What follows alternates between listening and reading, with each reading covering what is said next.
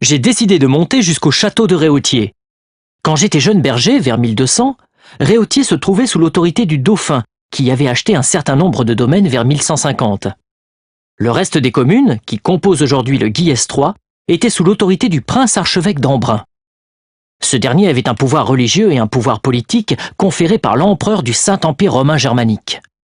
Ainsi, l'archevêque d'Embrun disposait des pouvoirs régaliens: justice, monnaie, armée et droit de péage sur la Durance.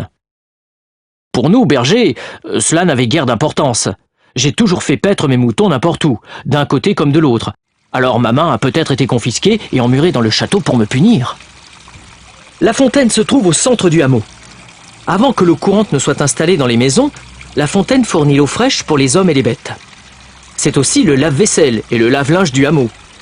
Mais attention, il y a une règle simple à respecter pour le bien-être de tous. Laver ce qui est le plus sale dans le dernier bassin. Et puis la fontaine, c'est aussi un lieu convivial où on vient papoter un moment et où on se trempe les pieds après une journée d'été au champ. Juste en face de la fontaine se trouve le four qui servait à faire cuire le pain de tous. Pas étonnant que le four et la fontaine soient le cœur du hameau. Boire et manger, c'est vital. Avant, chaque famille faisait elle-même son pain et cultivait des céréales de toutes sortes: blé, avoine, orge, seigle.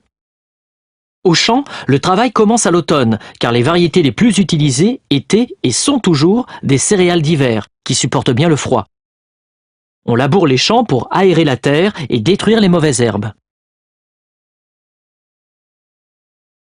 On sème les graines à la volée, tout en marchant.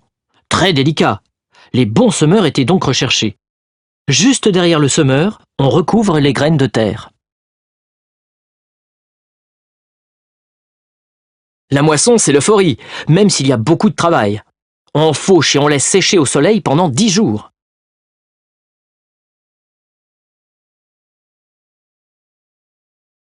On sépare les graines des épis en frappant avec des fléaux, des bâtons articulés. Puis, par jour de grand vent, on sépare les graines de leurs enveloppes non comestibles. Épuisant! Chaque famille réserve sa journée au moulin.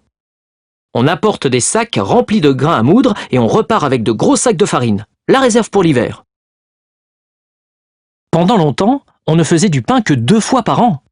Dans le four, on cuit pendant 1 heure plusieurs dizaines de gros pains pesant 1 kg chacun, qu'il faudra protéger des rats et des souris. De quoi tenir quelques mois. Comme vous le voyez, le four est la dernière étape d'un long travail de fabrication.